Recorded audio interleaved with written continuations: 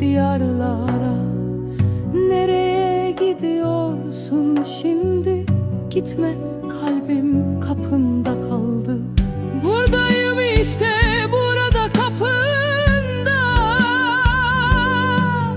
Daha hangi sular akar nehirlere, daha hangi nehirler denizlere. Gitme işte, kalbim kapında kaldı.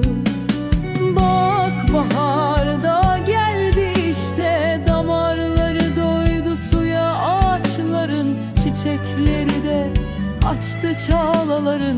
Gitme işte, kalbim kapında kaldı.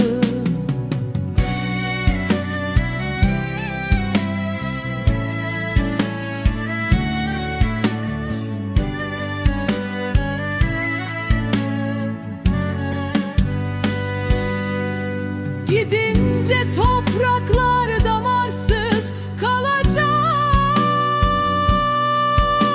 Damarlarına sular yürümeyecek.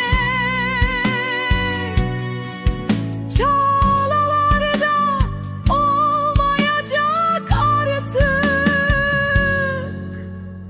Git hadi, kalbim kapında kaldı.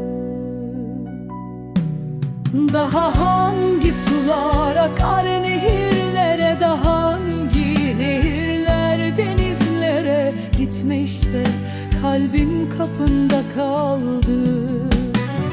Bak, bahar da geldi işte, damarları doydu suya ağaçların. Çiçekleri de açtı çağlaların. Gitme işte, kalbim kapında kaldı.